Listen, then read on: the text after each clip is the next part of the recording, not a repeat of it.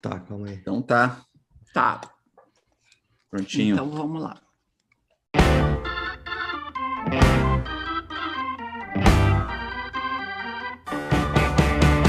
Rádio Elétrica orgulhosamente apresenta Sarau Elétrico Lançamentos, com Luiz Augusto Fischer, Diego Grando e Kátia Suman.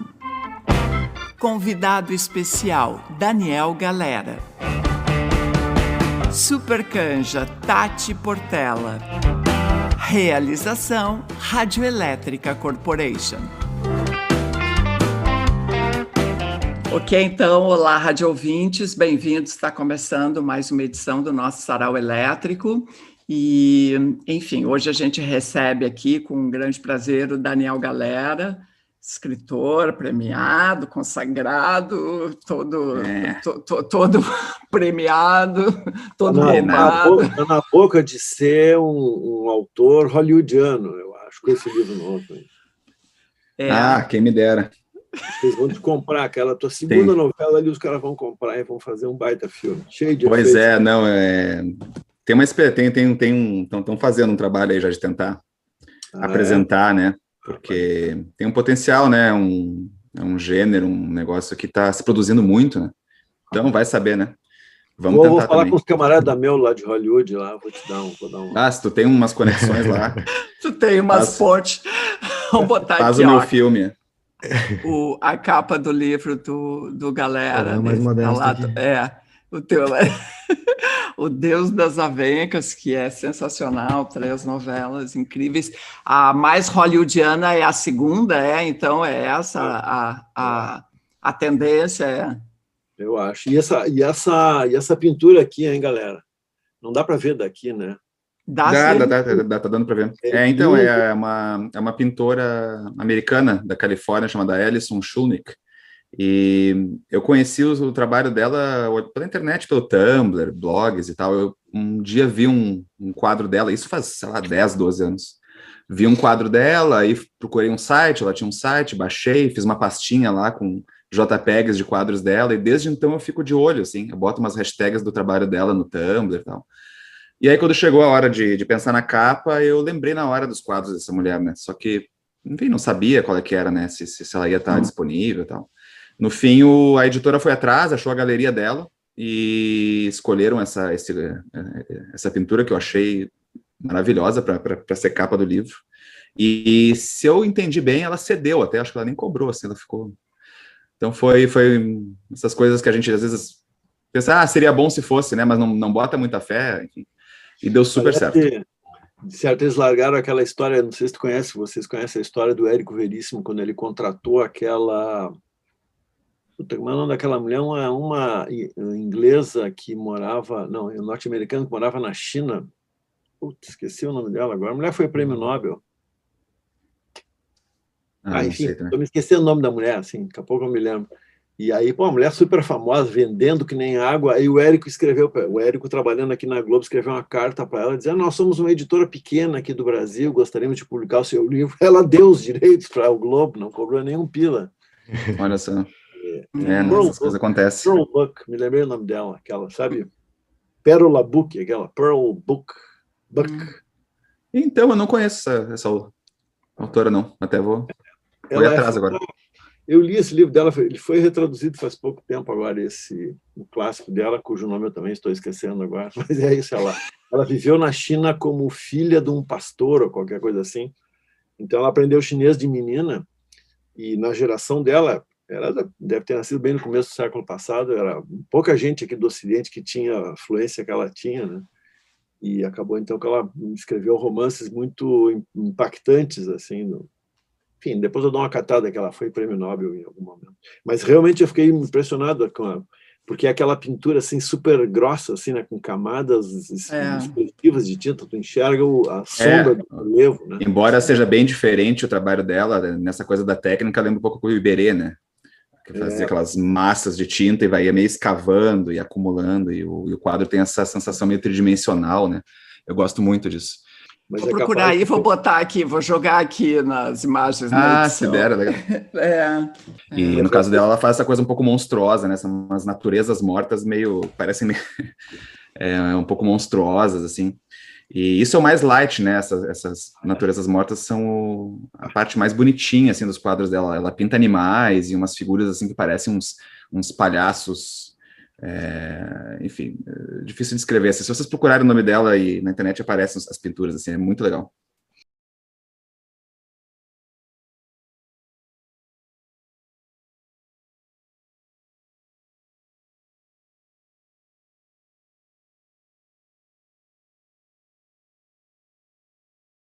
É possível que os caras da tua editora tenham aplicado essa aí. Nós somos uma editora pequena do Brasil. Pois é. Editora independente, o autor independente, começou na internet. Começou. Esse papo do começou na internet, tu deve... Saiu da internet, né? Era melhor ainda. O ator saído da internet. Sai da tela, né? Assim, opa! E entra, né? E vai para o livro. Vai para o livro, Mas, enfim...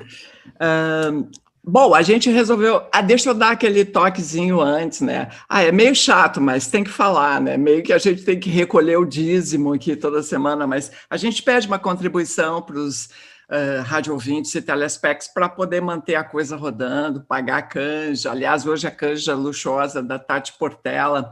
Então, assim, a gente tem um Pix, que é o cat@radioelétrica.com, e temos uma conta no Banco do Brasil também, que vai aparecer aqui. Quem quiser e puder fazer tipo, a título de ingressinho, a gente agradece, ok? Só aproveitar para fazer um comentário, Kátia, aqui.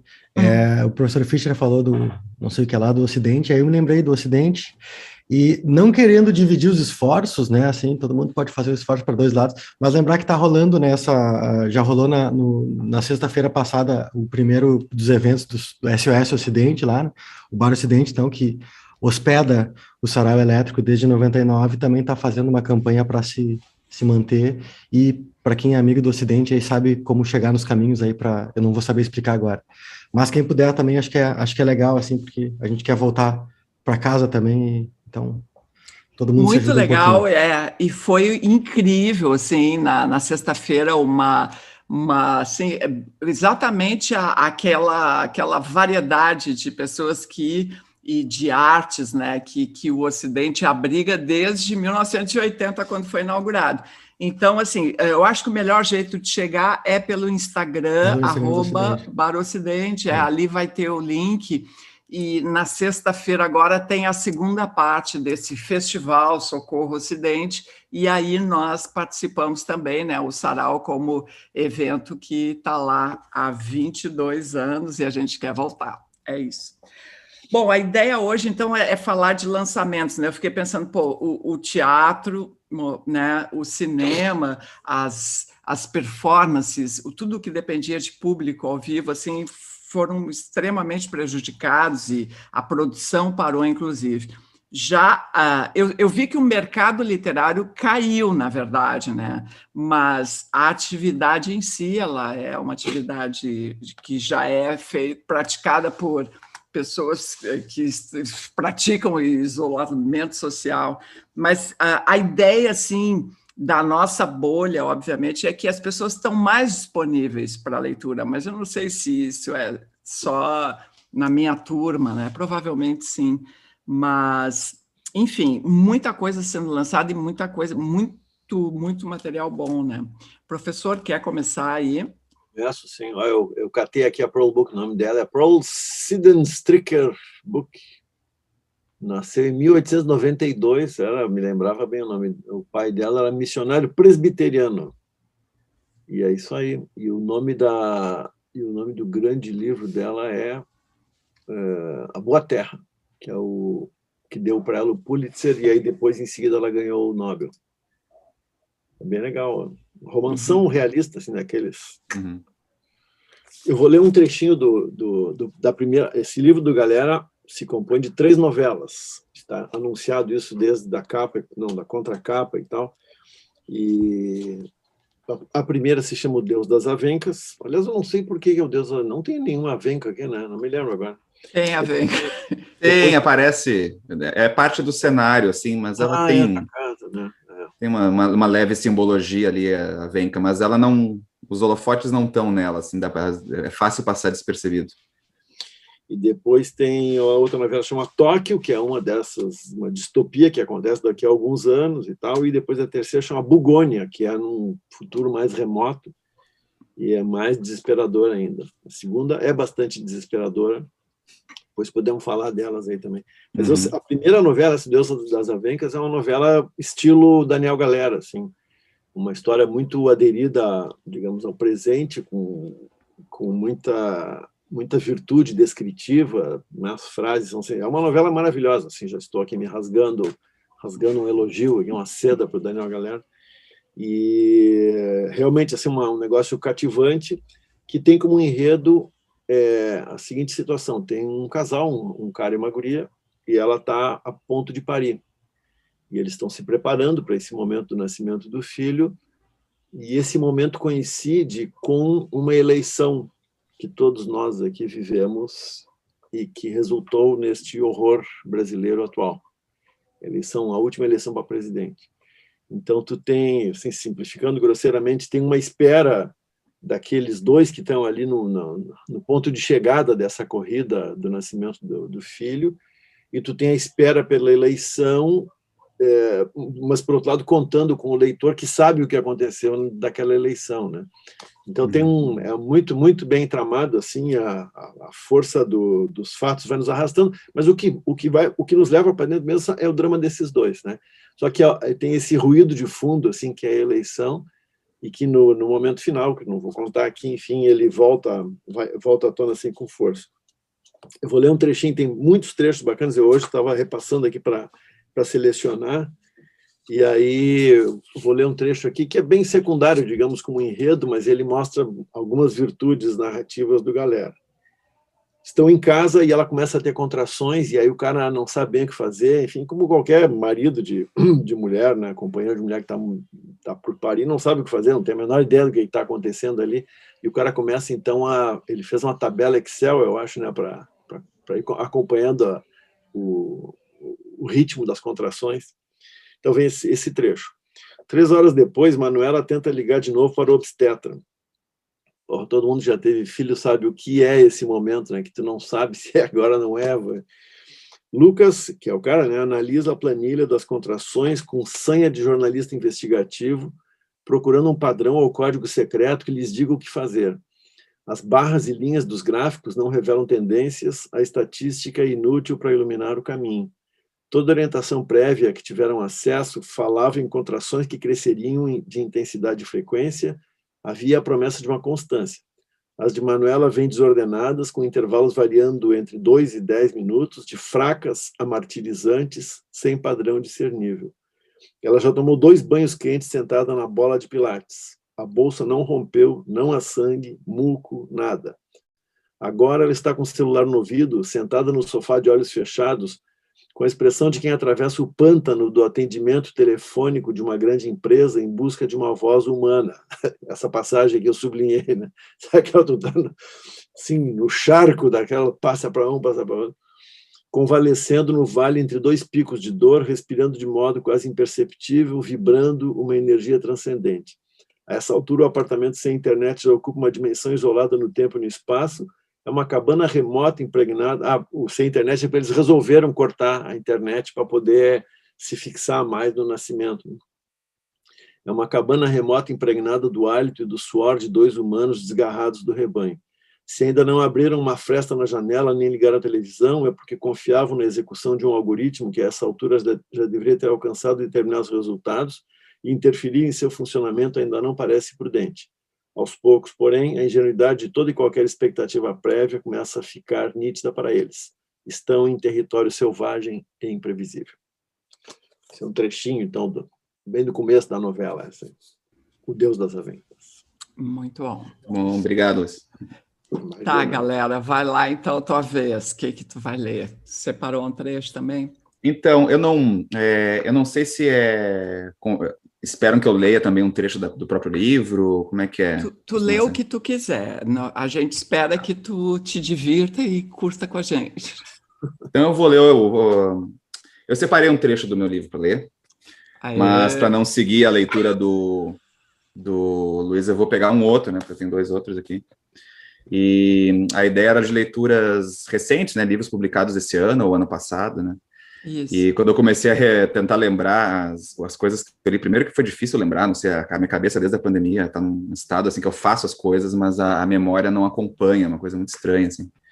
E eu fui percebendo que eu li muito livro em inglês no Kobo, né, no meu livro eletrônico, uns livros que eu baixei. Eu falei, cadê os livros em português que eu li, pelo amor de Deus? Aí eu comecei a achar. Um dos livros mais legais que eu li recentemente, acabou de sair, na verdade, se chama Pequenas Resistências, esse livro aqui. Da Rivka Galchen, e que é uma autora, ela é americana, né, canadense-americana. Enfim, ela tem alguns romances, ela nunca foi publicada no Brasil, esse aqui é o primeiro livro dela que foi traduzido pela editora DBA, e é um livro de não ficção, né, ela se tornou mãe, e escreve esse livro, então, de anotações, observações sobre... ela está experimentando, né, ao ser mãe de uma bebê, e ela chama de Puma a bebê dela, que eu acho ótimo, né, o uso da palavra Puma. Enfim, observações dela, mas muito relacionadas à questão da expectativa que uma autora, no caso, né, uma escritora como ela, cria de que após o nascimento da filha ela vai conseguir conciliar os cuidados maternos com o trabalho, ou enfim, o tempo dela para pensar, para viver, né? E isso nunca acontece, óbvio. Então, é a visão dela sobre isso, mas entremeado muito com as leituras delas, os filmes que ela assiste, né? Tem um jogo bem legal aqui com aquele livro do Travesseiro, que é da Seisho Nagon, que era uma dama da corte, né, no Japão, acho que feudal, e escreveu esse livro de memórias, tá, tipo um diário, que é super famoso, influente, ela trata muito disso. Enfim, mas muitos são trechos curtinhos, né, capítulos curtos, e muitos deles têm a ver com a relação de se tornar pai ou mãe e ter um bebê em casa, né. E aí tem uma parte que eu vou ler que cadê aqui? Deixa eu marcar. Ela lista alguns escritores que têm filhos, né? Se chama Notas sobre alguns escritores do século XX, né. E aí eu vou ler que eu acho bem interessante esse apanhado que ela faz. Flannery O'Connor, 100 filhos. Eudora Welty, 100 filhos. Um livro para crianças. Hilary Mantel, Janet Frame, Willa Cather, Jane Bowles, Patricia Highsmith, Elizabeth Bishop, Hannah Arendt, Iris Murdoch, Juna Barnes, Gertrude Stein, Virginia Woolf, Catherine Mansfield, Marvis Gallant, Simone de Beauvoir, Barbara Pym, 100 filhos. Helen Gurley Brown, autora de Having It All, 100 filhos. Catherine Ann Porter, 100 filhos, muitos maridos. Alice Munro, 3 filhos, 2 maridos, primeira coletânea de contos, aos 37 anos. Toni Morrison, 2 filhos, primeiro romance aos 39 anos. Penelope Fitzgerald, 3 filhos, primeiro romance aos 60 anos. Depois disso, mais 8 romances. John Updike, muitos filhos, muitos livros, primeiro livro aos 25 anos. Saul Bellow, muitos filhos, muitas esposas, muitos livros, o primeiro aos 29 anos. Doris Lessing deixou 2 dos seus 3 filhos para serem criados pelo pai dela. Depois semi-adotou uma adolescente da mesma idade de um dos seus filhos.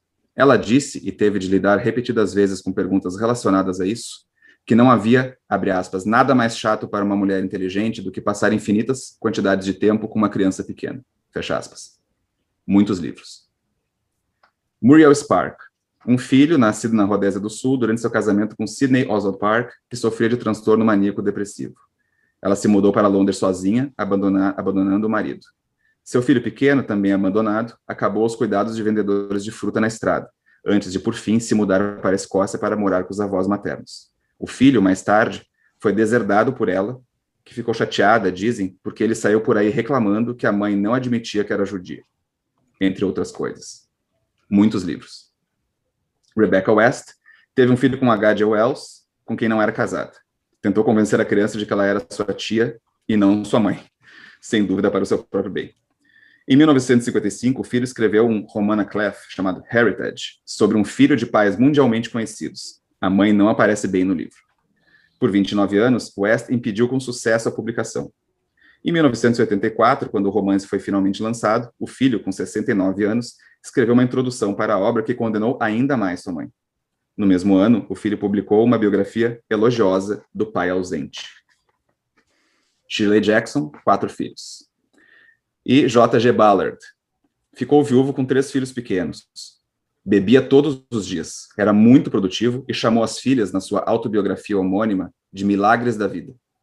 Ao falar sobre o momento em que viu as filhas recém-nascidas, escreveu, abre aspas, longe de serem jovens, tão jovens quanto pode ser um ser humano, elas pareciam imensamente velhas, com a testa e os traços do rosto polidos pelo tempo, tão arcaicas e lisas como a cabeça dos faraós das esculturas egípcias, como se tivessem viajado uma distância imensa para encontrar seus pais. Então, um segundo depois, elas se tornaram jovens. Fecha aspas. Ballard também escreveu com carinho sobre a época da sua infância passada nos campos de prisioneiros em Xangai. Ele termina. Enfim, é um dos vários capítulozinhos em que ela entremeia, né, essas experiências de autores e autoras, levantando, né, essas contradições, tensões que tem a ver com papéis, né, de gênero e, enfim, o mundo literário, a produção literária entremeando com essa necessidade de cuidar de família, né. Enfim, eu desde que eu tive uma filha também, é um assunto que eu não só tenho vivido, como procurei ler bastante, né, escrevi alguma coisa sobre isso até um tempo atrás. E esse livro é muito bacana para quem se interessa por qualquer um desses assuntos, é muito bem escrito, divertido, assim, recomendo. Pequenas Resistências.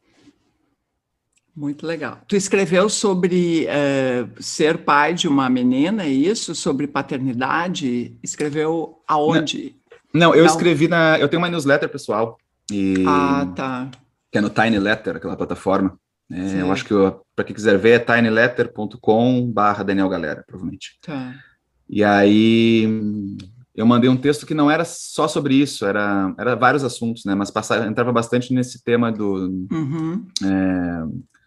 eu comento alguns livros sobre pais escritores que tiveram filhos, né? Porque vários saíram, assim, desde o Karlov Nausgaard até esse argentino que escreveu a Uruguaia, o Pedro Mairal, que eu comentei, o Michael Chabon, escritor americano, publicou alguns artigos e livros sobre ser pai de 4 filhas e escritor e tal. E aí, quando eu tive minha filha também, eu fui procurar relatos desse tipo, né? Então, eu escrevi um texto que passa, não é só sobre isso, mas passa por isso, né? E tenho procurado, assim, esse assunto. Legal. Então tá, seguimos com o Diego, vamos lá. Tá, eu vou começar lendo, enfim, fiz uma seleção de livros de poesia que foram publicados recentemente. Vou começar lendo 2 poemas desse livro aqui que tem como título Baby Buda, que é de um cara daqui de Porto Alegre chamado Leonardo Marona, mas ele mora no Rio de Janeiro há bastante tempo. O fato de ser de Porto Alegre talvez signifique que haja um jogo aqui também com uma canção da Graforréia que é Buda Baby, não sei se vocês estão lembrados, Buda Baby, tá danado para cachorro, Buda Baby, tá difícil para chuchu, Buda Baby, o que é que rima com chuchu? I love you. É uma grande letra. E eu vou ler 2 poemas que tem aqui, o Baby Buda, tem vários momentos que ele conversa com o Buda, tem um tom que eu gosto bastante. O primeiro deles é Canino à esquerda. Ontem dormi tarde e tentei me masturbar. Dormir tarde foi bom. Masturbação foi mais triste do que esperava. Durante a noite sonhei que perdi um dente da arcada superior. Exatamente o dente canino à esquerda. Levantei bem frustrado, tentando ser um Buda, estúpida necessidade. Coisa óbvia é perder os dentes. Aprender a morrer é bem fácil. Mas, e se a morte vier num susto? Mesmo um bonde sentir como no sonho passar a língua no buraco e sentir que o dente não estava lá, mas uma superfície lisa como um bebê no útero? Acreditar nas pessoas é mais fácil quando nós não somos uma delas. Essa é para você, Buda. E o futuro se aproxima lentamente como um elefante que esmigalha na sua passagem tímida a famosa flor de lótus, paz que não comunica. Depois, fugir à perfeição e na trilha ver o velho, o doente e o cadáver, e só então permanecer. E o segundo no sonho era um céu cor-de-rosa. Aquele ele também tinha o sonho de perder o dente. Aqui é basicamente uma história de um sonho. No sonho era um céu cor-de-rosa. No sonho de ontem, era eu, uma criança barbada, com camisa de colégio, um tênis vermelho sujo. Estava na casa do Vitinho, que é mesmo quase uma criança e não tem barba. Havia uma festa incômoda, na qual me divertia e fazia palhaçadas e trocadilhos que são minhas aptidões aqui na chamada vida real. Havia outros velhos, mais velhos do que eu, também vestidos como crianças de colégio, mas bêbadas. A irmã do Vitinho, mas nem sei se ele tem irmã, ouviu minhas palhaçadas e me disse: você é chato. Se eu fosse você, eu leria um pouco desse filósofo que atende por Emmanuel Levinas, e é chato como você. Vão se dar bem. Aquilo me ofendeu, mas não muito. Disse: puxa, Levinas, não tenho roupa para isso. Veja, sou apenas um estudante de colégio. Com toda a coragem, fugi, corri atrás de um ônibus cor-de-rosa, como estava também o céu, o coração. Corri, entrei no ônibus, bufei de prazer apenas pelo compromisso de ser uma criança lúcida. Quem dirigia o ônibus era o famoso arruaceiro Neil Cassidy. E também havia doidões com ele. Pedi para saltar no meio da ponte Rio-Niterói. Neil disse: você é louco? Eu disse: assim como você. Vi o céu cor-de-rosa, mas esqueci minha mochila.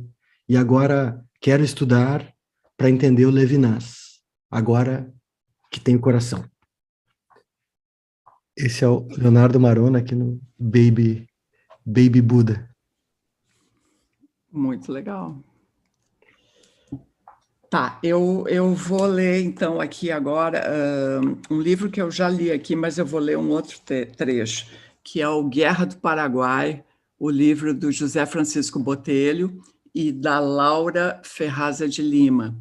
Então, ele consegue tornar esse tema interessante até para mim, que não tenho nenhum interesse em guerra nenhuma, muito menos no Paraguai. E o primeiro personagem que ele vai destacar, eles destacam, é a mulher do Solano Lopes, que eu nem sabia que existia e que é uma figura interessantíssima. É uma irlandesa que ele conheceu na França. Ela é uma mulher separada e completamente diferente do padrão. Isso é 1850 e poucos, né? Então, o texto... Aqui tem uma foto dela. Uma das coisas que se pode dizer com certeza sobre Elisa Alicia Lynch, a enigmática amante do ex-presidente paraguaio Francisco Solano Lopes, e uma das mulheres mais fascinantes de seu tempo, é que ela gostava de cavalgar. No Paraguai, no século XIX, era incomum que mulheres cavalgassem sozinhas.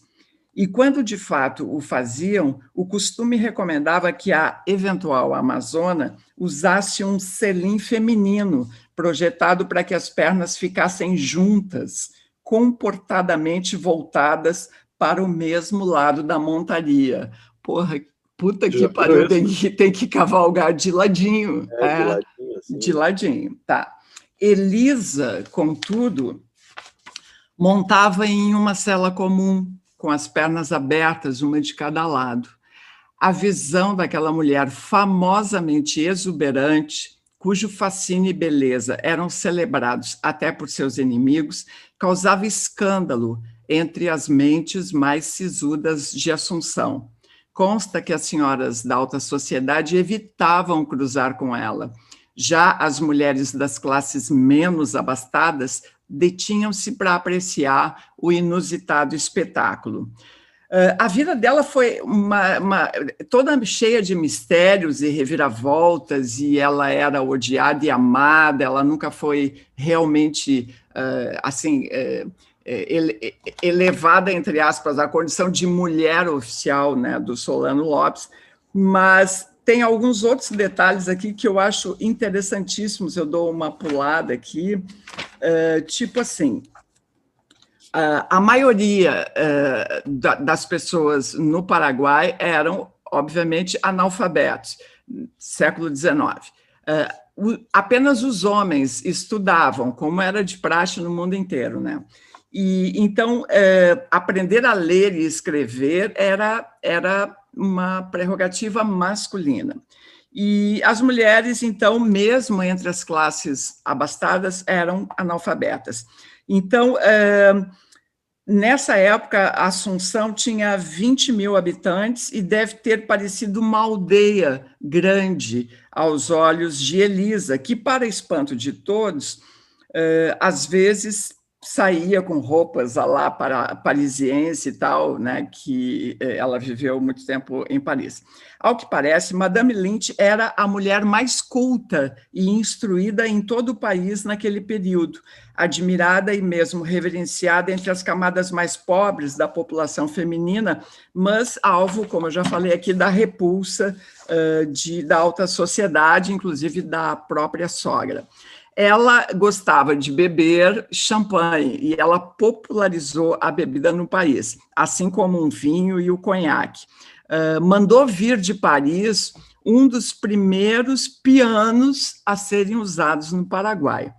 E, além da coisa das roupas e da maquiagem e da beleza e barará, ela tinha excelente gosto musical e literário, como revelou o então ministro norte-americano Charles Washburn, que representou os Estados Unidos em Assunção por vários anos e a descreveu como uma senhora de grande cultura erudita, esclarecimento e bom gosto, com quem muitas vezes pude lembrar a louca eu não sei porquê, a louca aqui...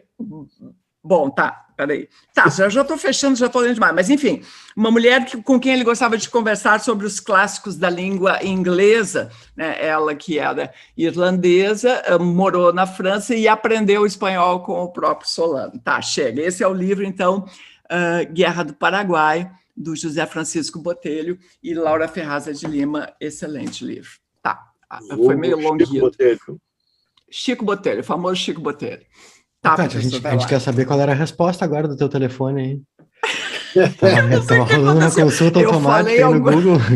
Não, eu falei alguma coisa que acionou esse troço. E agora, para onde isso nos leva?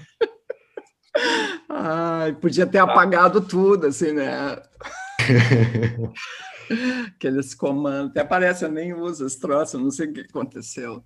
Tá, professor, vai lá. Eu, então, estava falando antes para os amigos aqui dessa editora nova chamada Fósforo, que tem um livro que é velho, o 13 de maio, o autor se chama Astolfo Marques, e ele viveu entre 1876 e 1918. É da geração justa do Alcides Maia, aqui do Rio Grande do Sul, nasceu no mesmo ano dele. Alcides Maia ninguém mais sabe quem é, né? Só quem tem interesse em museu sabe quem era o Alcides Maia. Mas, enfim, os caras que eram jovens quando a República apareceu, né? E esse cara é um escritor negro, tem uma foto dele aqui, e é marcante, assim, é um cara realmente muito interessante. Eu não tinha a menor notícia dele, fiquei sabendo agora com as resenhas desse livro, que é um cara que circulou bastante e tal. Enfim, é dessas viradas históricas como essa que está acontecendo agora, que está repondo em circulação um monte de coisa que a gente nem imaginava, né? E coisas que têm valor documental e outras que têm valor mesmo, enfim, né, para além do documental. Bom, é um livro de contos, e eu vou ler um trecho de um dos contos que se chama Ser 13. 13, que é o nome do livro, alusivo ao 13 de maio, que é 13 de maio de 1888, a assinatura da Lei Áurea, a famosa Lei Áurea, que aboliu a escravidão legal no Brasil, né? E, enfim, todo mundo sabe disso. O movimento negro, a partir já dos anos 70, e, ao que tudo indica, a partir aqui de Porto Alegre, de um grupo de militantes aqui de Porto Alegre, começou a propor uma alternativa ao 13 de maio como comemoração da liberdade, da escravidão e tal, E foi nesse contexto que apareceu o tal do 20 de novembro, né, o dia da morte do zumbi, etc. Nesse grupo, nessa movida, aí estava o Oliveira Silveira, poeta, professor de francês, colega aí. E, bom, então o 13 de maio passou a ser visto pelo movimento negro, a partir desse momento, aí dos anos 1970, como uma coisa que não devia ser comemorada. Mas o interessante desse livro aqui é um conto lá de 1905, ou qualquer coisa assim, e são duas mulheres que se chamam Eleutéria e Raimunda Codó, que a gente vai ler pelo texto, são duas negras, as duas são ex-escravas, e estão falando e reclamando que o 13 de maio não é mais celebrado. Enfim, esse é um primeiro dado. O segundo dado que foi me chamou mais atenção é o que vai aparecer agora na leitura. Elas estão sentadas assim, tipo uma praça e tal, conversando, né? E aí uma diz assim para a outra: e nunca que a Vitória foi perdoada. Estão falando de uma certa mulher lá, Vitória não sei o quê. Aí diz a outra: mas o que não se pode negar é que as festas foram de estrondo. Também foi só naquele tempo, mas hoje está tudo mudado. Nenhuma festinha mais se faz para o 13 de maio. Aí diz a primeira: sabe quem ainda faz um festejozinho muito limitado, quase só para os de casa e os mais amigos? É Nhá Amância, lá no Caminho Grande. Aí diz a outra: e ela não tinha obrigação de celebrar o 13 de maio, pois ela não foi 13. Essa expressão completamente, enfim, particular, não se usa mais, né? Ela não foi 13, quer dizer, ela não foi libertada no 13 de maio. Né? Então, o foco da conversa das duas aqui nesse momento é falar que tem gente que foi libertada no 13 de maio, mas dizia que não tinha sido 13, ou seja, que ela tinha sido alforriada antes. E isso era um elemento de distinção social naquele contexto em que as duas estão conversando. Tipo assim, quem tinha sido alforriada antes tinha mais valor, sei lá, social do que aquelas do 13. E aí segue a conversa, né? E ela não tinha obrigação, pois ela não foi 13. Ela é das que tem carta de cofo, seria a carta de alforria, né? Ao passo que as tais da alforria por decreto, assinada com pena de ouro, essas se vão esquivando. Minha comadre, a grande questão é que hoje ninguém quer ser 13. Quando se puxa uma conversazinha diante dos que foram, eles vão logo escapulindo-se. Pois outro dia, senhora, eu não tive uma pega com a Maria Benedita? Ah, foi, minha comadre. E é legal porque o cara tem uma boa versatilidade para escrever a fala, né? É como te digo, ora, nós que conhecemos Maria Benedita desde negrinha, com aquela canela seca, vendendo arroz de Veneza, na fazenda do Coronel Gonzaga. Sabes o que ela teve coragem de dizer na minha presença? Que ela foi forra na pia. Quer dizer que ela tinha sido aforreada na hora do batismo, né? Que acontecia isso, assim, nos últimos anos da escravidão legal, donos de escravos, né, de gente escravizada, faziam um gesto de benemerência e tal, libertando a criança que estava sendo batizada. Então, aí elas estão falando dessa tal Maria Benedita, dizendo que tinha dito que foi forra de pia, mas que nunca conheceu o cativeiro. Ora dá para isso, né?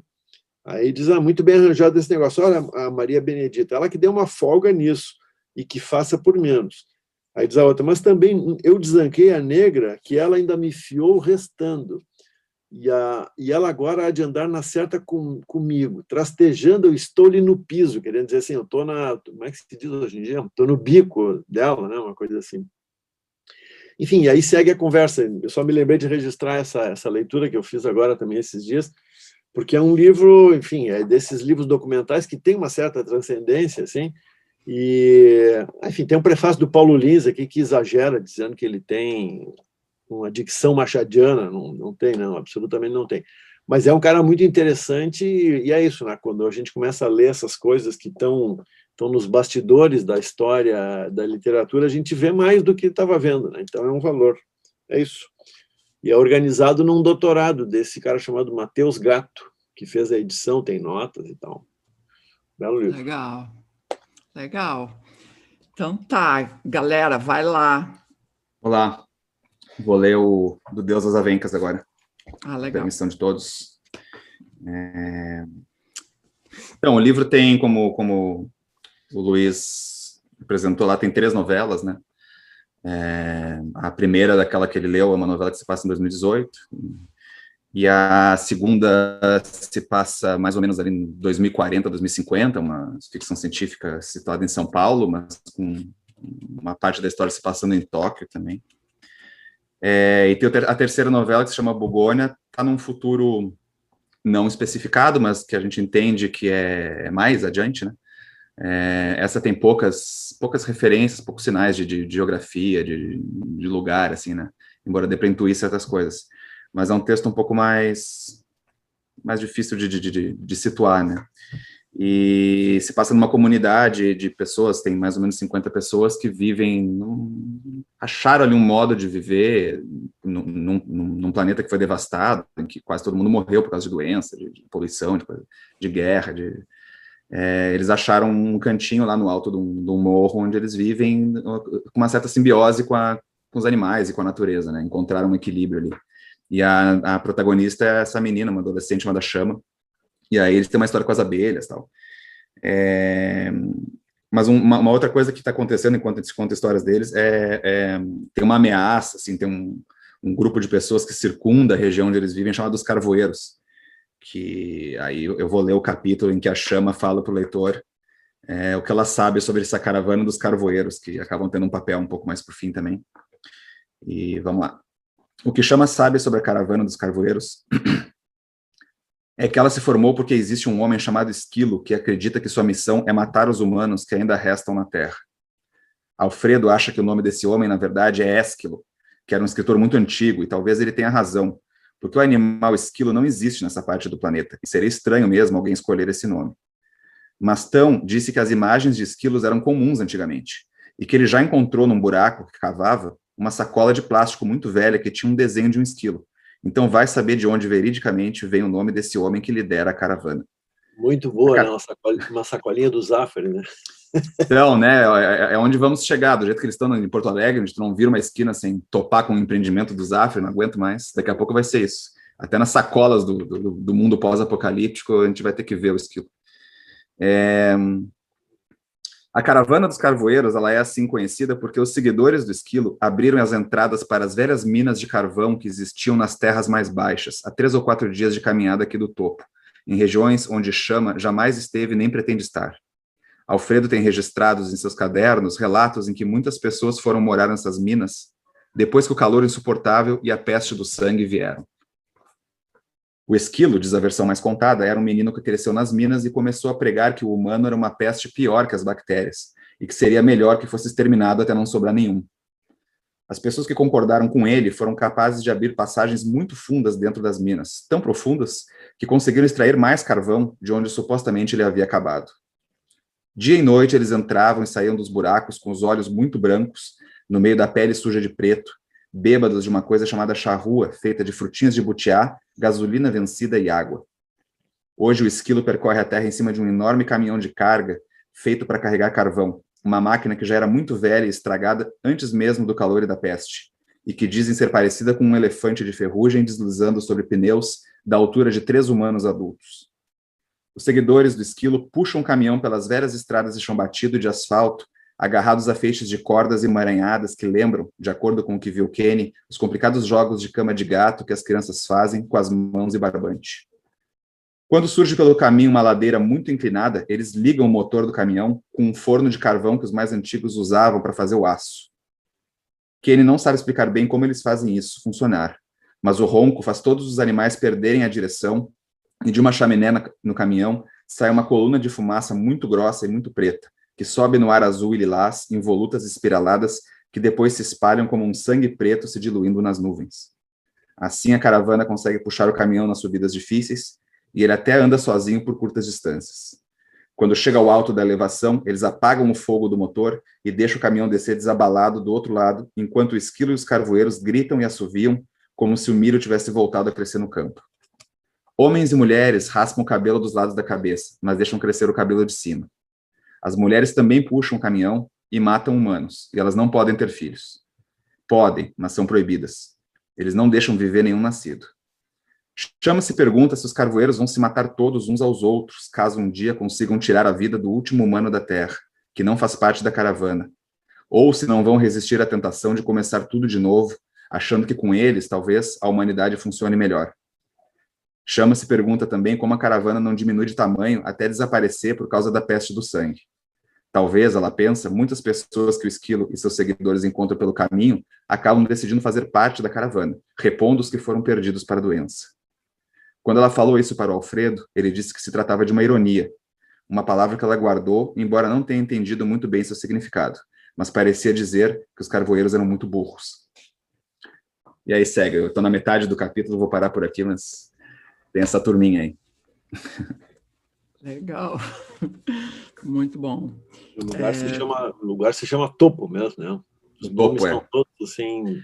Tudo é meio genérico, né? Não tem nome de localidades, né? Tem os nomes das pessoas, que são muitos apelidos, assim, e é de propósito, né? Tentar criar um... Enfim, questões de verossimilhança não foram tão levadas em conta nesse texto. Era mais essa ideia de estabelecer, né, esse lugar imaginário em que as regras estavam um pouco mais livres, né? Isso que eu quis fazer com essa novela. Então ela é cheia de coisas assim, e ela poderia ser um texto... Ela tem um pouco de passado também, né? A situação central do texto, que se chama Bugônia, justamente, é um mito, né, um ritual que é encontrado em textos antigos, né? Está nos egípcios, está no Virgílio, e eu usei as geórgicas do Virgílio como fonte para criar a cena em que eles fazem aquele ritual de gerar abelhas, né? A partir de carcaças de boi. No caso, eles não usam boi, usam outra coisa. Mas, então, aí eu li o poema para me informar como é que aparecia e tal, e fiquei encantado, né? Eu nunca tinha lido esses poemas, né? As geórgicas do Virgílio, na tradução essa antiga do Odorico Mendes, né? Que é uma tradução do século XIX, se não me engano. Enfim, é uma linguagem fascinante, né? Maravilhosa. A edição acho que da Ateliê Editorial, cheia de notas, assim, foi uma viagem ali esse troço. Então eu acabei trazendo, assim, tem uns toques de poema clássico, assim, né? Claro, feito de modo muito leve, assim, né? Mas entremeado na narrativa, enfim. Foi um daqueles textos que a gente diz, vou fazer o que eu quero um pouco, vou simplesmente pegar o que está na cabeça e vamos cortar um pouco as amarras aí com, será que podia ter acontecido? Mas será que historicamente vai colar? Nesse texto isso não importa. Legal, vamos lá, Diego. Vou ler aqui um que acabou de sair agora no mês passado, ou nesse mês. Estamos em julho, então acho que foi no início desse mês, final do mês passado, enfim. O novo livro da Ana Martins Marques, Risque Esta Palavra, poeta de Minas, acho que é um dos nomes que mais me entusiasmam, assim, da poesia brasileira contemporânea. E eu vou ler 2 poemas aqui também, então. Um pouco mais sobre o tempo, essas coisas todas, e o outro sobre outra coisa. O primeiro é História. Tenho 39 anos, meus dentes têm cerca de 7 anos a menos, meus seios têm cerca de 12 anos a menos. Bem mais recentes são meus cabelos e minhas unhas. Pela manhã como um pão, ele tem uma história de 2 dias. Ao sair do meu apartamento, que tem cerca de 40 anos, vestindo uma calça jeans de 4 anos e uma camiseta de não mais que 3, troco com meu vizinho palavras de cerca de 800 anos e piso sem querer numa poça com 2 horas de história, desfazendo uma imagem que viveu alguns segundos. E o segundo é esse aqui, que não tem título, mas está toda uma seção que tem uma unidade temática muito marcada, chamada Noções de Linguística. Então fala muito sobre linguagem, sobre tradução, sobre poesia, sobre prosa, enfim, coisas desse tipo. E aqui vai falar basicamente sobre livros. Alguém acendeu uma lâmpada num livro, mas o quarto permaneceu no escuro. Alguém adormeceu com a cabeça sobre um livro e sonhou então o sonho do livro, o que não está escrito. Alguém embaraçou os cabelos nas linhas de um livro. Alguém permaneceu então com a cabeça para sempre aprisionada no mesmo livro. Alguém entrou num livro muito fundo e se afogou. Alguém guardou num livro uma passagem de trem e uma personagem secundária partiu em viagem. Alguém leu um livro numa língua que conhecia pouco, e então um novo livro passou a existir no mundo, o livro das coisas que entendeu a pessoa que leu um livro numa língua que conhecia pouco. Alguém conheceu o mar num livro de poemas, E quando mais tarde viu no mar as ondas se quebrando, entendeu que era assim que os versos se quebravam, repetidamente e sem esperança. Alguém iniciou uma viagem na página 43 e só voltou na página 112 quando era tarde demais. Alguém odiava o modo como as pessoas morrem nos livros. Alguém se perguntou o que foi feito do cão depois que se separaram duas personagens de um romance. Alguém acredita que um livro que não conta o que se passou com esse cão não deveria ter sido escrito. Alguém acredita que algum livro precisa ter contado a história desse cão. Alguém passa toda a vida à procura desse livro. E esse livro, uma das possibilidades é que esse livro seja até o dia em que o cão morreu, né? Porque pelo menos vai até a morte do cão. Né? Tá, tô brincando. Esse vai até o fim, né? Esse acompanha o cão. E no Barba também, né? Era Ana Martins Marques. Pois é, tem sempre muitos... Os cães são sempre uma personagem recorrente. São muito lindos esses poemas dela, né? Eu tinha lido, o primeiro que tu leu, eu tinha lido, alguém postou aí no Twitter, acho, assim, e já conhecia. É muito bonita, né? Eu não li o livro ainda, tô louco para pegar esse livro. Legal. Pô, galera, tu estava num ambiente todo escuro que eu estava quase perguntando, eu não quis interromper a leitura para tirar o foco, que era todo escuro e só com o rosto claro. Como é que tu conseguiu fazer aquele efeito? Só me diz. A luz estava apagada e eu tô com a minha janela aberta bem na minha frente. A janela tá aqui, ó.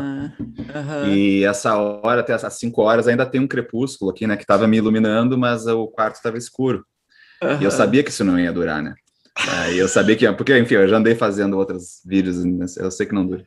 Então, agora eu tive que acender a luz, porque daqui a pouco vocês não me enxergam mais, né? Aí aparece o fundo que tem aquelas malas. Eu achei incrível, eu ia sugerir que nós fizéssemos não tem biblioteca, sempre com fundo escuro, mas nós vamos precisar de uma janela bem... Então, se a gente fizesse... A gente começou às 5, né? Se fosse às 4... Eu acho que o efeito persistia. Tá aí uma dica de produção. Hein? Dica. Fica a dica. Luz natural, Terence Malick. Na hora mágica, né? Luz na hora mágica durante toda a extensão do sarau. É isso aí. Bueno, minha vez, então, eu vou ler a Aline Bay, Pequena Coreografia do Adeus, um livro que eu espero que tenha saído recentemente, não lembro muito bem, mas é um lançamento, sim. Saiu sim, acho que no início desse ano. Né? Sim. Livro que fala de família, de abandono, de amor, de desamor, uma família esquisita. E eu vou ler uma cena, e ele é todo assim, tem umas experimentações formais, umas frases soltas, umas coisas, umas mudanças de fonte, assim, que pode parecer meio aleatório. E eu achei um livro bem interessante. É uma cena específica em que a protagonista, a narradora, vai, então, comunicar à mãe que está saindo de casa. Já é uma mulher adulta, né? Só tive coragem de contar para minha mãe no dia da mudança. Fiquei com medo de que ela estragasse tudo e também não encontrava as palavras certas para dizer. Isso, mãe, estou indo. Me sentia muito culpada por deixá-la assim, sozinha. Abri o diário. Aí muda ali a fonte, né? Porque, enfim, é a coisa que ela tinha escrito. Me desculpa, mãe. Faz alguns anos que estou juntando forças para deixar o seu teatro. Eu que sempre fui o seu público mais fiel. Acontece que chegou a hora de parar de assistir à vida dos outros. Chegou a hora de eu viver também. Volta para o outro registro, né? Na manhã da mudança, coloquei as minhas coisas na mala. Desci as escadas pensativa. Minha mãe estava de costas na cozinha, coando o café. Está quase pronto, ela disse, sem se virar. Não precisa, mãe, já estou indo. E vê-la ali, de barriga na pia, quase me fez correr para os seus braços, me ajoelhar a seus pés. Ela se virou. Está de mala? Ah, isso. Sim, é que, coçando a nuca, tem ali uma rubrica, né? Agora que estou trabalhando, achei melhor ficar perto de lá, minha chefe não gosta de atrasos e tem uma pensão na rua, acho que vai ser mais prático. Você está pensando em alugar um quarto, é isso? Não. Na verdade, eu já aluguei. Meu corpo desmanchava sob a luz do seu olhar. Ainda assim, tentei agir naturalmente. Na quarta, eu venho ver a senhora, tá? Beijei a testa dela, de onde vinha uma calma. Dos livros... Não, peraí, errei, peraí, que a pessoa já não enxerga mais, só um pouquinho. Agora, quando baixa a luz também, eu paro de enxergar, né? Beijei a testa dela, de onde vinha tanta calma? Dos livros que eu andava lendo? Fechei a porta, ganhei a rua. Achei que sair de casa seria um momento de vozes altas e pratos tentando acertar a minha cabeça, mas tudo o que eu ouvia era um zumbido insistente, uma mosca perdida no fundo de mim. Eu vou parar por aqui, então, pequena coreografia do Adeus, de Aline Bay. É isso aí. Professor. Um livro que eu li agora esses dias aí também, eu gosto muito, eu como a Kátia, gosto muito de memória. Quer dizer, eu gosto mais de memória do que de biografia. Tu gosta mais de biografia, né, Kátia? Eu gosto de um mix variado, assim. Porque eu tenho a fantasia comigo, assim, desde muito tempo, de escrever memórias. Né? Um dos livros da minha vida é aquele livro que o Paulo Francis escreveu, Kátia Suman, quando ele era uma criança de 50 anos, que se chama O Afeto que se Encerra. Que eu li quando eu tinha, sei lá, 20 e pouquinhos, né? Um livro maravilhoso e tal. Enfim, eu gosto muito, e depois uma das coisas que eu mais estudei foi o Nelson Rodrigues, das Confissões, né, que também são memórias. E aí saiu agora esse livro aqui da Annie Ernaux, chamado O Lugar.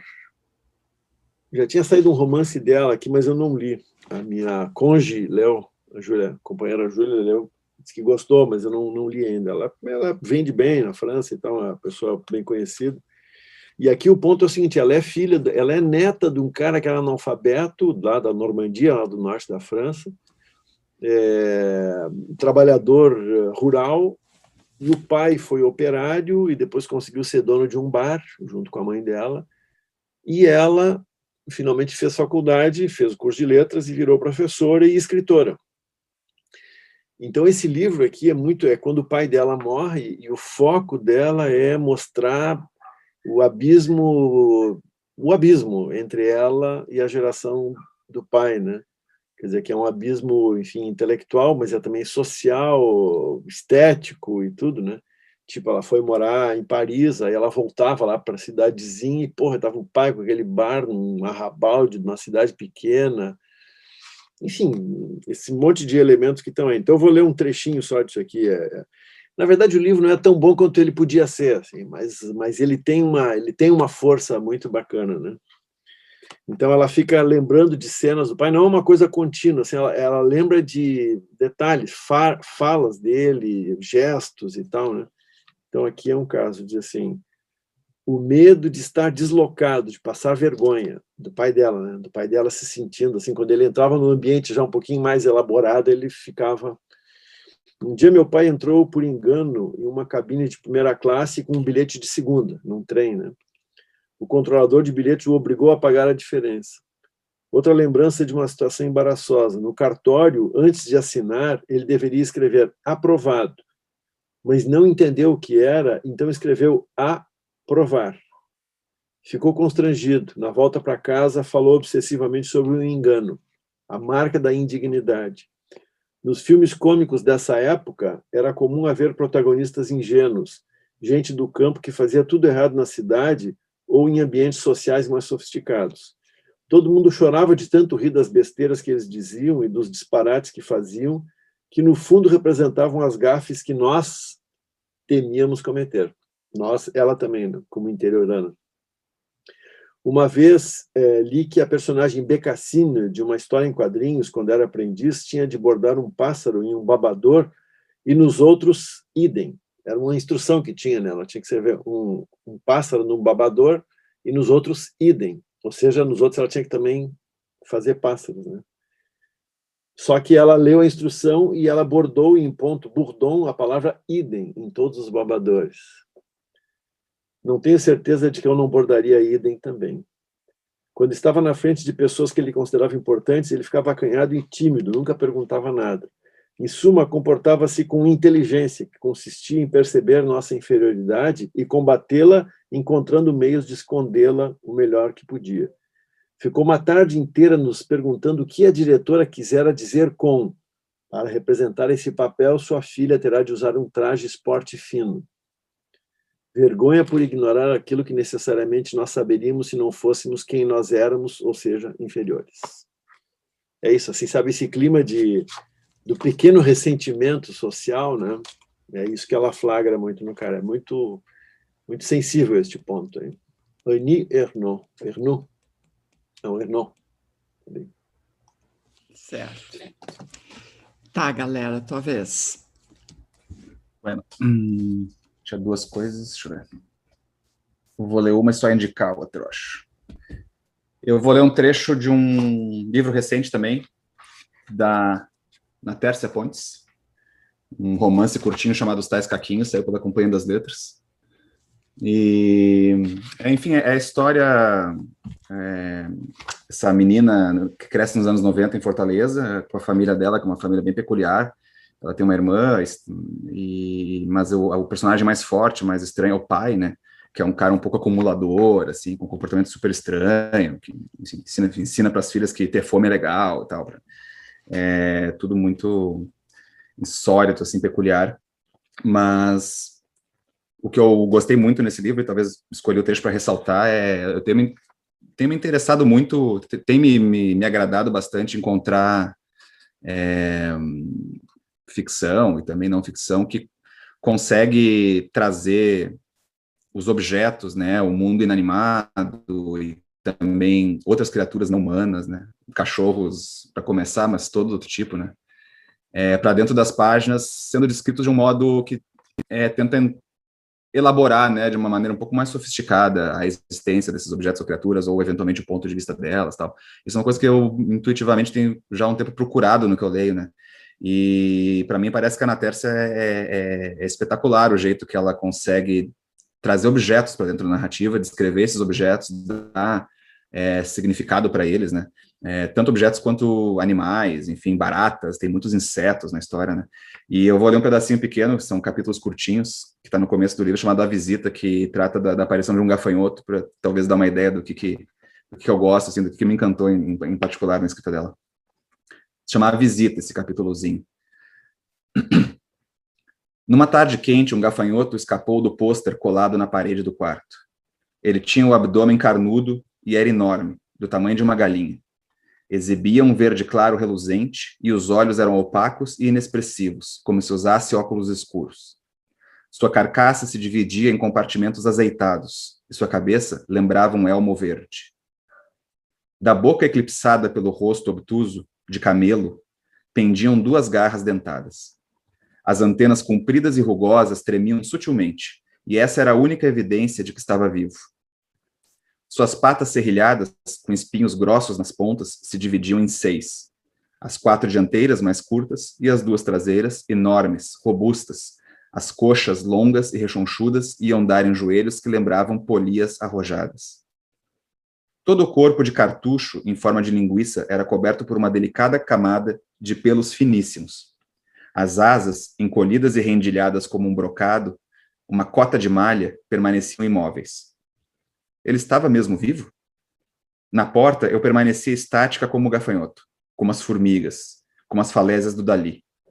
Os móveis do nosso quarto ficavam amontoados numa lógica absurda. As camas em diagonais, as escrivaninhas voltadas uma para a outra, o guarda-roupa jazendo diante da janela, dificultando a entrada de luz. Eu e o gafanhoto ficamos parados como se fôssemos uma fotografia de um baile macabro, cuja corte débil se deixava conduzir pela dança de São Vito. Dançamos assim por um bom tempo. Até que notei em seu olhar sisudo um brilho. Pude vislumbrar uma minúscula pupila injetada. Então percebi que ele me odiava, O gafanhoto, que antes estava quieto, morto e apático, embora sua presença preenchesse todo o espaço do apartamento, passou a mover-se lentamente, flexionando as patas traseiras, esfregando uma na outra e emitindo um som metálico. A pata dianteira se movia em perfeita harmonia com a seguinte, e com a seguinte, e com a seguinte, como um grampeador de aço. Por algum motivo, deixou a posição de estátua diante do meu guarda-roupa. Ficou agitado e escapuliu do silêncio tumular. Voltou-se em minha direção, inflou as asas e passou a estrilar. Não pude permanecer em casa. Meus ouvidos ardiam e coçavam ferozmente e das cavidades escorria um fio grosso de cerume e sangue. Alcancei as escadas e desci os 4 andares, arfando como um coelho no encalço de um cão. Isso aí. Na Tércia Pontes. Legal. E aí eu não vou ler, tinha deixado aqui para... só um livro também que eu li faz pouco tempo e gostei muito, aí não, nem é o caso muito de ler, porque é mais teoria, assim, mas Genética Neoliberal, que saiu pela UBU, nessa coleção maravilhosa que eles têm, que tem essas capas, assim, esqueci o nome da coleção, né? Enfim, não vou achar. Mas qual é que é desse livro aí, galera? Esse é o nome da coleção. Então, eu quando era mais novo, quando teve uma onda da psicologia evolutiva, né?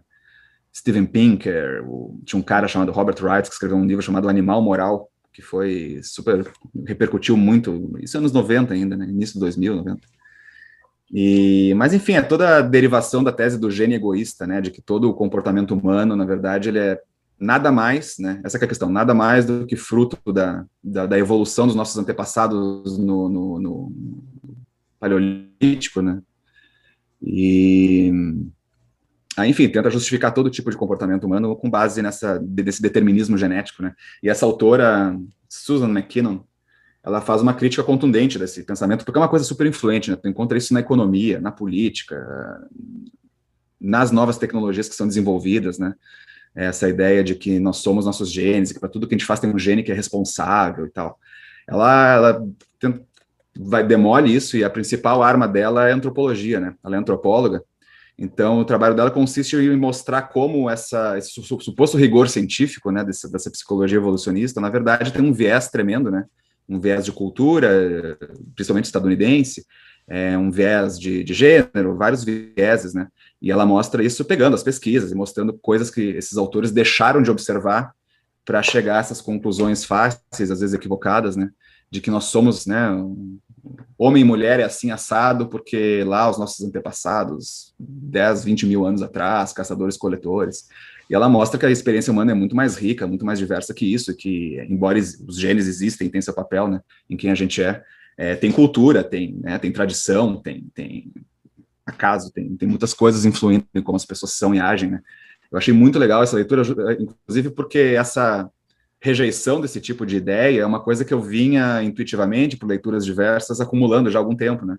Então eu já achava isso, só que eu não sabia dizer porquê, né? Qual era a crítica a ser feita, né? Aí eu li o livro e parece que foi feito para mim, assim. Então todo mundo que já suspeitou torceu um pouco o nariz, assim, quando se fala que, né, o homem trai porque é o macaco, não sei o quê. É legal ler isso aqui, porque ela vai, tipo assim, peraí, sabe, né? Vamos pegar aí toda a tradição da antropologia e vamos botar uns pingos nos is, né? É muito legal. Como é que é o nome? Genética Neoliberal. Genética Neoliberal. Susan McKinnon. Tem 200 páginas. É teoria, mas assim, não é difícil. É um livro eu li facilmente, bem acessível, assim. Vale a pena. Tá, Diego, vai lá. Vou ler um poema aqui para mostrar para vocês também um livro que saiu recentemente. Não sei se ela foi tua aluna, a professora a Júlia Aze. Ela foi aluna da graduação ali da URGS e do pós também. E ela foi minha aluna também. E lançou um livro, uma guria, tem 20 e pouquinhos anos, assim, escreve super bem. Lançou esse ano esse livro aqui. Agora, essa gente de 20 e pouquinhos anos está lançando livro, Diego. Pois é, tu vê, né? Que coisa. E pior de tudo... Até tu já está olhando para isso assim com distância, né? Pois é, e tu olhando e pensando, putz, e pior de tudo é que escreve bem ainda, né? Que legal. Bom, eu vou ler o poema que abre o livro aqui, que é, para não me estender muito aqui, que é o poema intitulado Retornos. Quase conseguimos escapar da morte, sustentar o último suspiro na ponta dos dedos, como um cigarro corroído que ninguém lembra ter fumado. Quase conseguimos escapar de nós, passar por um espelho e não ver o que é miolo e o que é casca, nem perceber fantasmas no vidro sem mácula. Quase conseguimos escapar do medo, olhar as árvores e não ver nos galhos dedos de mortos afogados, sustentar uma viseira plácida e rir na mesa de jantar. Quase conseguimos a beatitude de uma vida coesa, não fossem os farelos de vozes que não morrem e martelam os medos à mesa. Tá aqui. Júlia Aze. Legal. Eu vou ler o livro, quer dizer, uns trechos do livro do Mauro Castro, que é aquele taxista que lançou mais um agora, ó. É Diário de um Taxista, agora está no volume 5. Então, ele diz que são casos coletados, assim, na sua experiência como taxista, né? E são historinhas breves, assim, mas muito crocantes, como diria o Frank Jorge. Então, eu vou ler, assim, 5, tá? Curtinhas. Passageira triste indo para o velório do genro. 54 anos, infarto, deixa 3 filhas. Corrida seguinte. Passageira feliz com uma lata de tinta que comprou para pintar o quarto do seu primeiro filho, que deve chegar no verão. A vida passando pelo meu táxi. A experiência no meu táxi mostra que quanto mais baixo o passageiro, quanto mais curtas as pernas, mais para trás ele coloca o banco. Freud explica.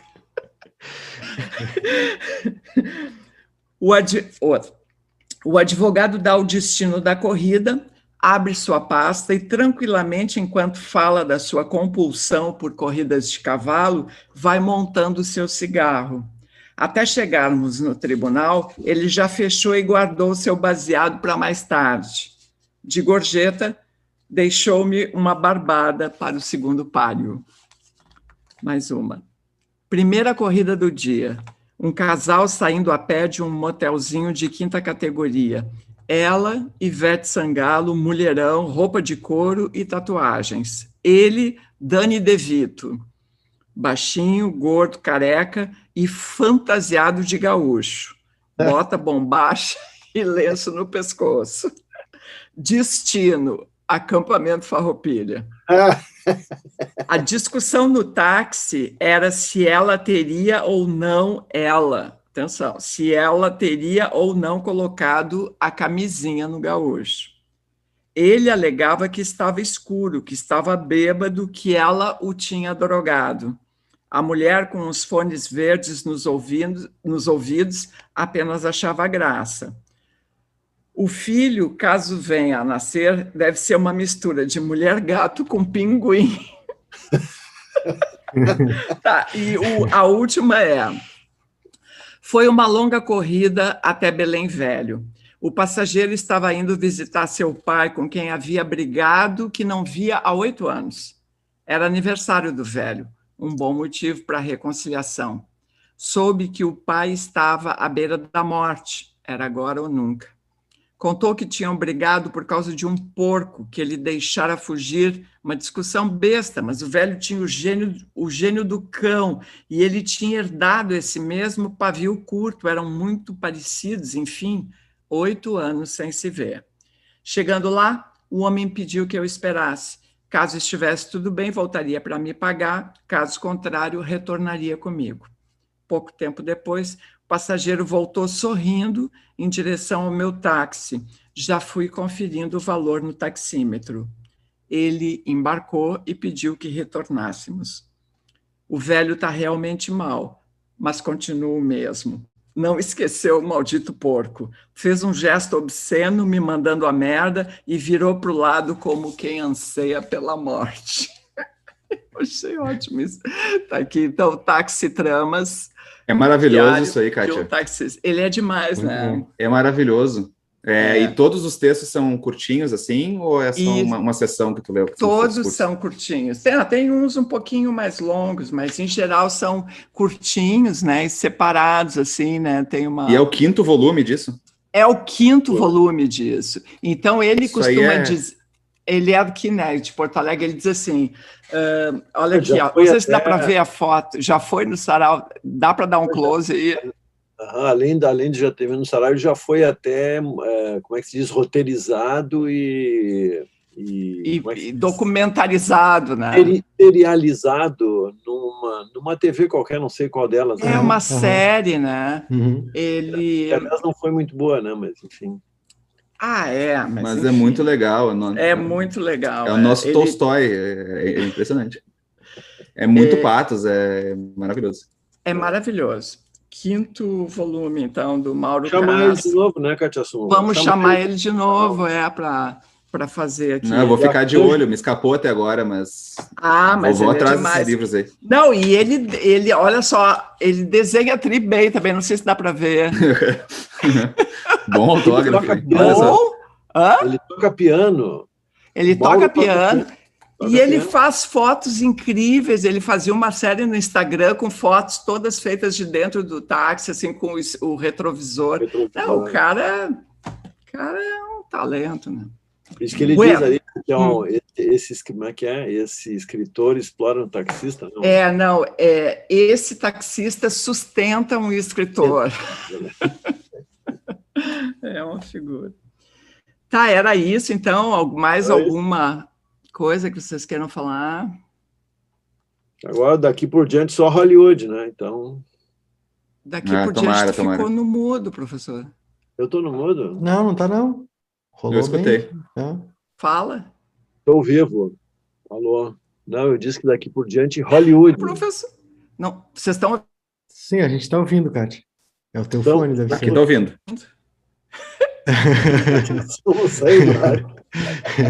Ele desplugou meu fone. Mas Oi, agora a Kátia foi embora. Nossa. Uau. Entrou assim. Kátia, não fica triste. Eu perdi a conexão aqui, ó. Tá. Voltou. Continuar. Eu perdi a conexão. Não, então, assim, vocês estão achando que eu estou ficando gaga? Não é a conexão. É a tecnologia. Então, é a tecnologia. Bom, eu não sei, tu está gravando, né, Diego? Sim, tá tudo ok aqui. Recados finais aí, quem vai? Olha, vou fazer aquele lembretezinho só do final, né? Vamos lembrar daquele famoso... Kátia@radioelétrica.com. É uma mensagem truncada, uma mensagem enigmática, ninguém entendeu nada. É o Pix, famoso Pix. Kátia@radioelétrica.com. Isso, beleza. E também é um e-mail. Também é um e-mail. E também recebe comentários dos nossos queridos ouvintes, espectadores, sugestões, palpites, críticas amenas. Amenas. Não, eu queria dizer, então, que na sexta-feira agora tem o segundo show da série Ocidente, Socorro Ocidente.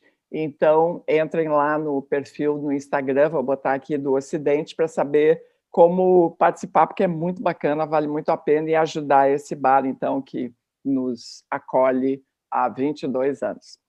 Feito, então, queria agradecer a galera, grande presença. Obrigado, hein? Fazia um tempo. Ali. Que bom que o sarau segue, que eu pude participar, muito feliz. Que legal. E isso aí, peço o pessoal que não teve oportunidade, procure o bichinho aqui. E tá nas livrarias todas aí, grandes, pequenas, sempre que possível, procurem as pequenas, quando der. E é isso, obrigado aí, se cuidem, continuem usando máscara mesmo depois da picadinha, e vamos em frente. Vamos em frente, maravilha. Então, queria agora chamar a canja especial desse sarau dessa noite, que é a Tati Portela. A Tati é uma vozeirão, canta muito, cantou durante, sei lá, 17 anos com a banda Shima Roots, uma banda de reggae aqui. Porto Alegre tem esse troço de reggae, né? O que tinha de banda de reggae nos anos 80, assim, tipo, muitas. E tem uma onda, né? E ela, a partir de 2017, então, começou uma carreira solo, gravou um primeiro disco e nos dá, então, a alegria de participar nessa noite. Então, queria agradecer mais uma vez a participação de todos aqui no chat, enfim. Estaremos de volta semana que vem e a gente fica agora com a Tati Portela. Valeu, até semana que vem. Oi, Kátia, muito obrigada pelo convite. É um prazer estar aqui cantando as minhas composições para vocês. Eu vou cantar uma canção que eu compus chamada Noutra Direção.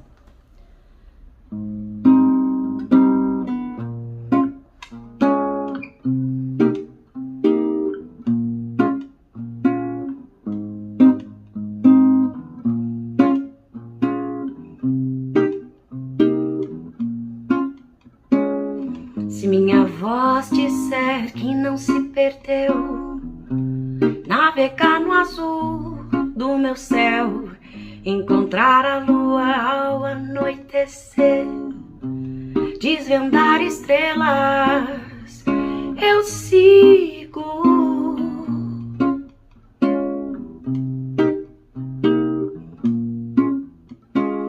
Se minha mão suar, meu corpo tremer, pode até começar a chover, não vou estranhar se tudo mudar e o vento mostrar outra direção.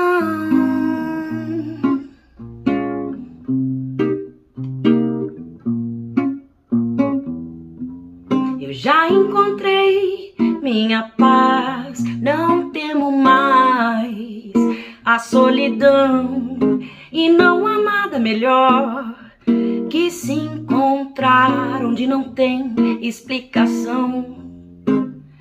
Eu deixo a vida me encantar, eu sonho mais,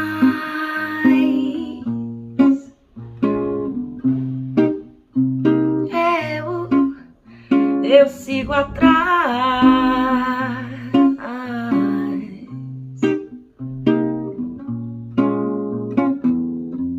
Eu já encontrei minha paz, não temo mais a solidão, e não há nada melhor que se encontrar onde não tem explicação. Eu deixo a vida me encantar, eu sonho mais.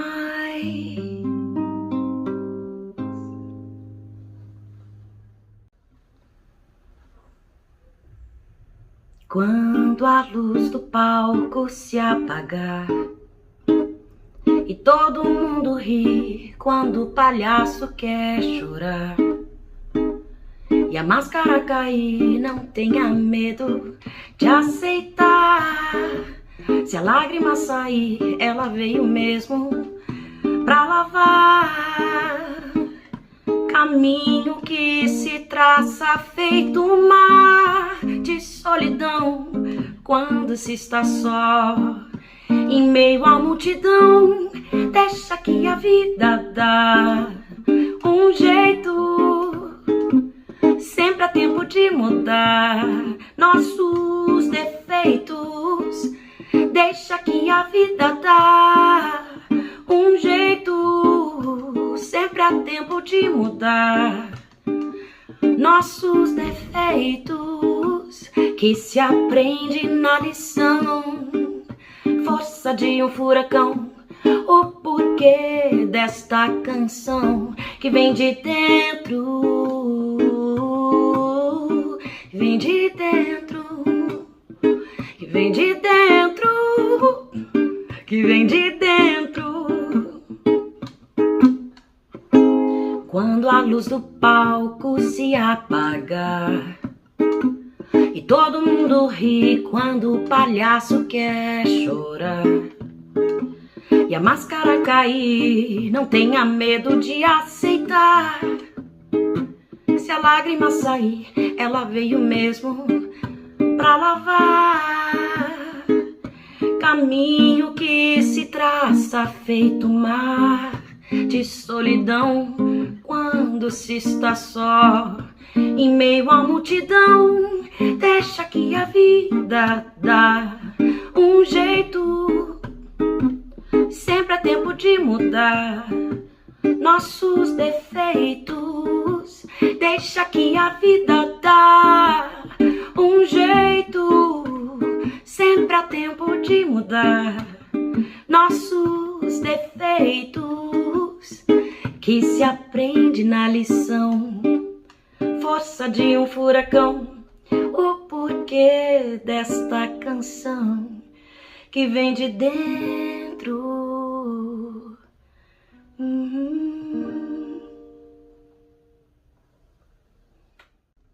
Eu finalizo cantando uma música que se chama Impermanência.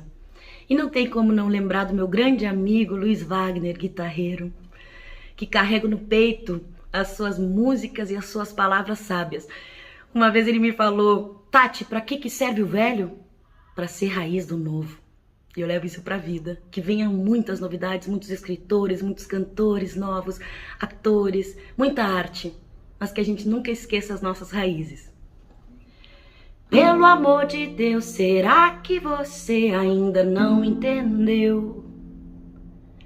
Que ter ou não dinheiro não faz de você mais feliz que eu. Tudo sempre mudar e nada neste mundo continua igual. Tudo sempre muda, nada permanecerá do jeito que está, não. Olha só essa riqueza, tente definir o seu valor. Veja o que acontece com a natureza. É tão fácil ver quanto custou, mas tudo bem, já sei que tudo sempre muda e nada neste mundo continua igual. Tudo sempre muda, nada permanecerá. Yeah, yeah. Why, yeah, yeah. Why, yeah, yeah, oh, oh, oh. Why, yeah, yeah. Why, yeah, yeah, oh, oh, oh. No dia em que eu entreguei meu coração pra Deus, choveu amor na minha cabeça. Cada gotinha era maior que eu. Sola do pé, meia sapato, asfalto e a terra, esperando a gente ver. Somos a própria natureza, cheios de beleza e de amor. Aí entendi então que tudo sempre muda e nada neste mundo continua igual. Tudo sempre muda, nada permanecerá. Why, yeah, yeah. Why, yeah, yeah, oh, oh, oh. Why, yeah, yeah. Why, yeah, yeah, oh, oh, oh. Tchau. Pelo amor de Deus, será que você ainda não entendeu? Que ter ou não dinheiro não faz de você mais feliz que eu. Tudo sempre muda e nada neste mundo continua igual. Tudo sempre muda, nada permanecerá do jeito que está, não. Olha só essa riqueza, tente definir o seu valor. Veja o que acontece com a natureza. É tão fácil ver quanto custou, mas tudo bem, já sei que tudo sempre muda e nada neste mundo continua igual. Tudo sempre muda, nada permanecerá. Yeah, yeah. Why, yeah, yeah. Why, yeah, yeah, oh.